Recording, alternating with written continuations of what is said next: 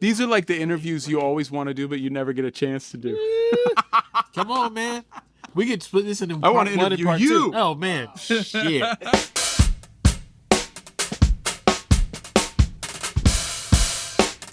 What's up, everybody? This is Nate Smith, and I'm live at the Reveler in Richmond, Virginia. And today I get to make music with one of the most unique musicians I've ever personally met. I think sometimes the words icon and iconoclast are overused when describing musicians, but they definitely befit this gentleman. He seems to have a very human connection with his instrument. He can do things that seem kind of superhuman. He's very influential. He's been on all of your favorite records. He's played with all of your favorite musicians, and I get to play with him today. His name is Charlie Hunter. Right.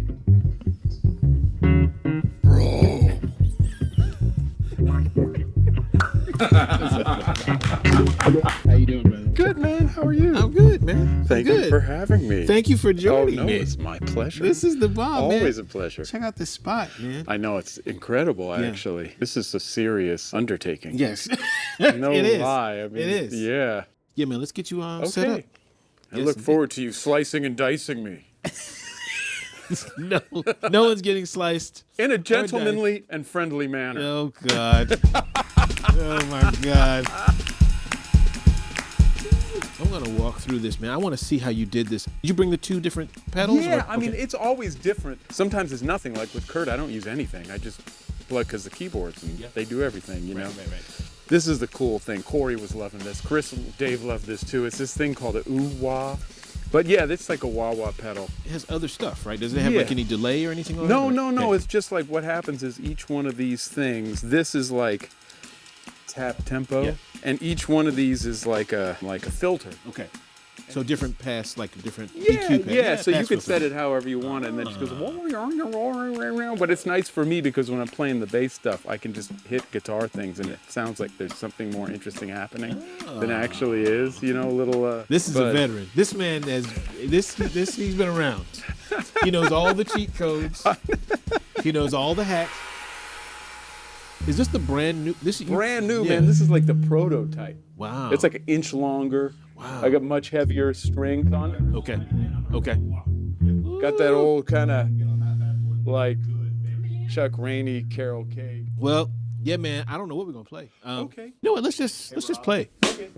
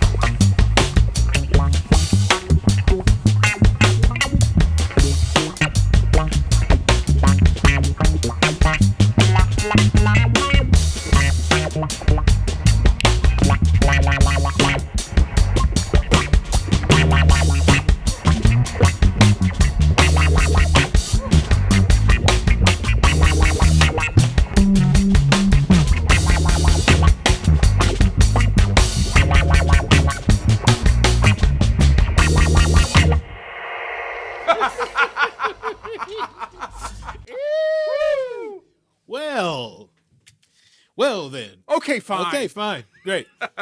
That's it. Lunch. We have a 12 o'clock tea time, I think. Let's go. Let's get it. I've never had a chance to ask you the official like superhero origin stories. This because I feel like there's a very unconventional path to playing music. Of course. It's such a, I don't know any musician who has a story like yours. First of all, how you were introduced to the guitar. Yeah. But also, how you were introduced to the idea of making music of your own and performing and playing. I mean, let's start at the beginning. Like you mentioned a lot about your mom being into the blues. Yeah. Well, yeah. I mean, they were.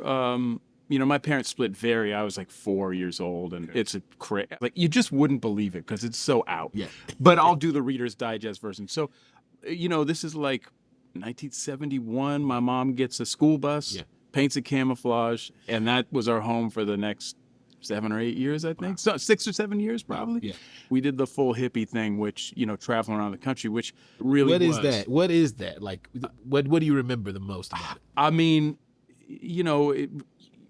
we're pretty free range. Let's just say we were extremely free range, probably dangerously free range at that point. Both my parents were a big part of that Greenwich Village folk revival, so they knew Reverend Gary Davis, Mississippi John Hurt, Son House. My mom's roommate was Maria Muldaur.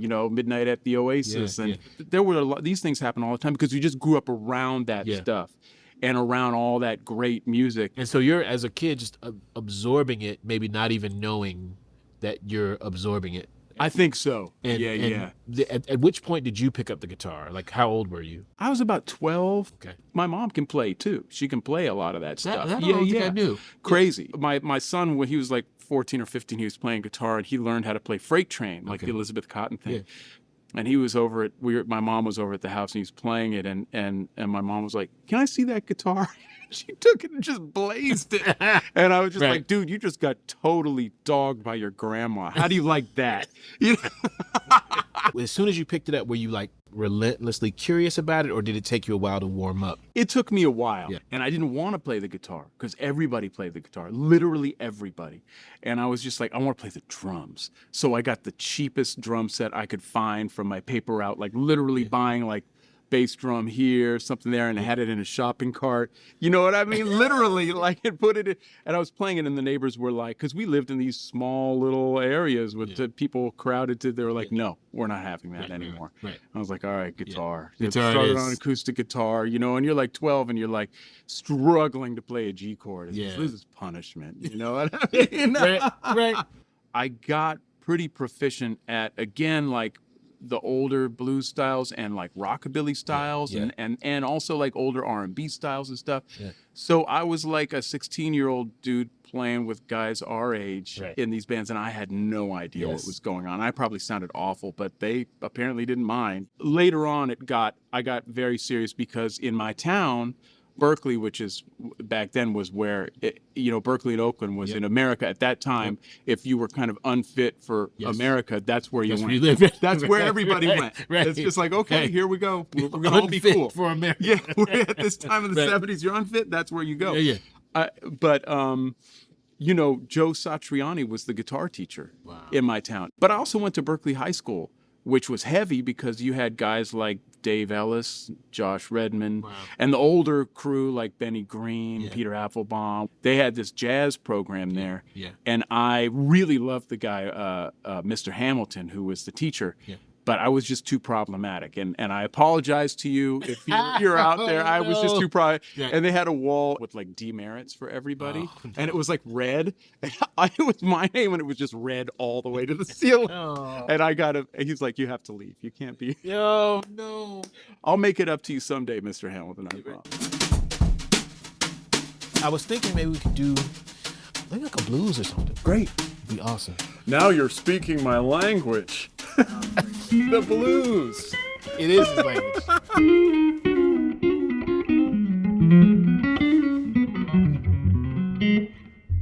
I was in a weird situation for a number of reasons. I ended up just having to go. I had a friend who was a French guy I went to school with, and he's like, this isn't working out for you here. Okay. My sister has this place in Paris. You can come stay there for a month, and then you're on your own. Okay. And I brought a guitar and a mouse amplifier, and I went there, and I was a street musician in Europe for 3 years. Wow. Yeah, so I got a lot of playing together because I was playing with all these great musicians from all over the world.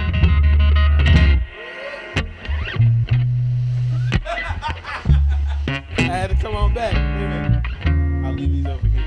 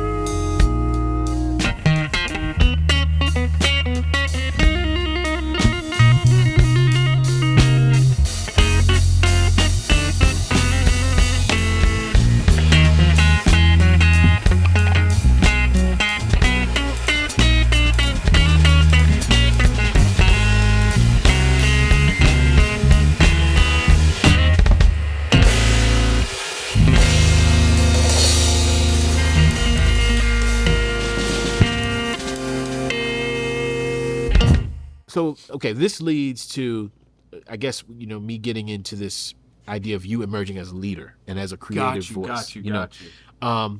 At which point did you make that decision to do that? Like, was there ever a point where you said, yeah, man, I see what my heroes did. I see the sort of the founding fathers of guitar, and I kind of want to do my own thing in that. Yeah. Man, I wish I could say that. I realize that I've always just been a little bit of an outdoor animal, and not saying that's better or worse. It's just how it was. Right. I mean, I was gigging and doing a lot of, I guess, some jazz gigs and some other stuff. And I had a great trio with Dave Ellis and great drummer Jay Lane. And I had this 8-string made for some bizarre reason just to try it out. And then I started playing it. And then all of a sudden, I got a lot of attention, and I got a lot of gigs. I wasn't planning on having that be my life. Right. And then all of a sudden, I have a record deal with Blue Note? Wow. What? And then I had to be my own leader. I don't know if I really wanted to. I feel like I really needed to get more education because I didn't have a school education. Right. You know, I just had street musician education, you know? Yeah. And I got some from everyone I played with, thankfully. But still, it just was one of those things that just kind of, you know how weird our industry is, right?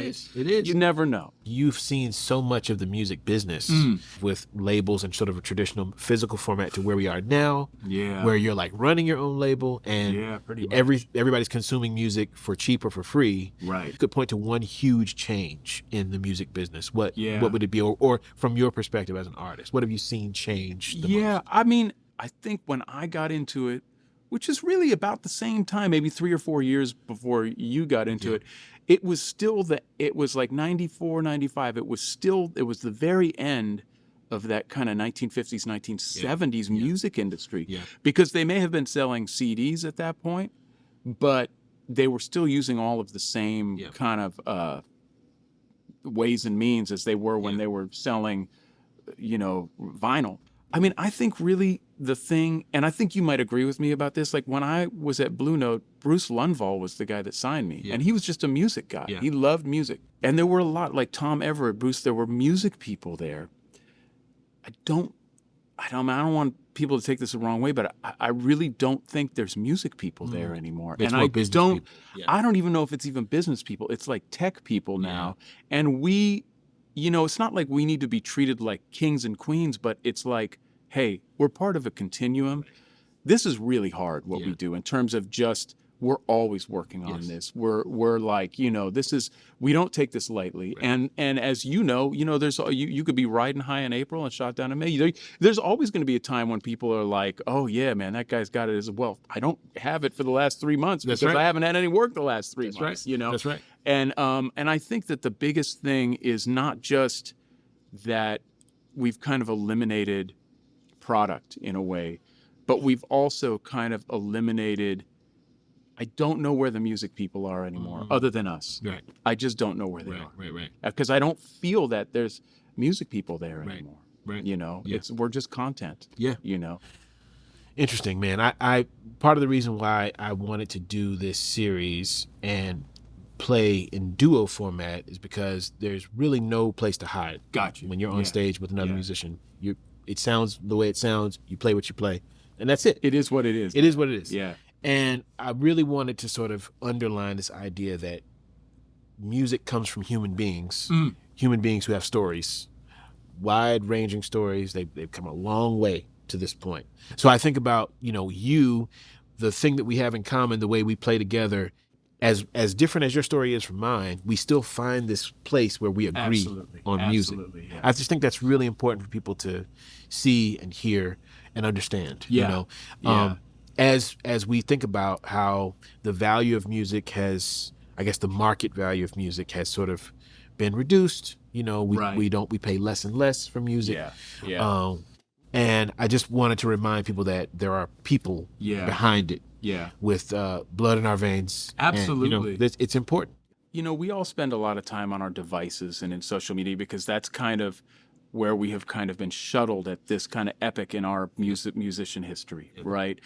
My hope is that for all of us, and I do feel like there's room for all of us, if we're all making like a real good faith effort to bring the right music that is who we are honestly to people, I feel like there's more than enough room for all of us, because what we're supposed to be doing is kind of affirm everyone else's humanity by connecting people to something that's been going on long before this. and I feel like it's an antidote ultimately to what we're doing. Yeah. You know. For sure. Well, you're still playing all over the world. Still driving. Still driving too. This cat loves to drive. You might be one of the few musicians I know who has toured the entire United States. Yeah. Like, you've played everywhere. Yeah. You know, one time when my kids were little, we were just looking at the atlas, you know, and they're like, "Dad, show us where you've been in the country." I was like, "Oh, okay." And I was just like, I looked at it and I realized, oh, snap. I have literally been on every single interstate, every mile of interstate in the country, you know, through the years, you know. Kurt Elling, shout out to Kurt. Super Blue, our man. We were traveling with Kurt. I remember you would know wherever we were, you'd be like, "Oh no, man, I know where the good coffee is. The coffee spot's here. I want to tour with Charlie Hunter for the rest of my career." This cat knows all the spots. I'd be a good tour manager. Well, I feel like I don't know, man. I don't want to stop playing. I want to do some more shit. You tell me what to do, man. Let's see here. I kind of wanted to get something that was on the up shuffle side too, like something like. Oh shit! Okay.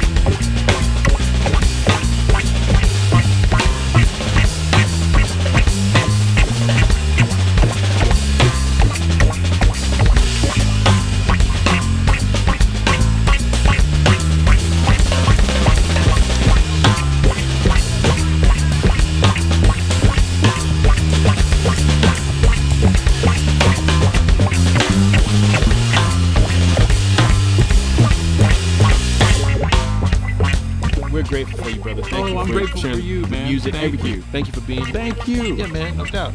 Our man. Always. Charlie Hunter, everybody. All right, everybody, that is a wrap. Good job. Love it.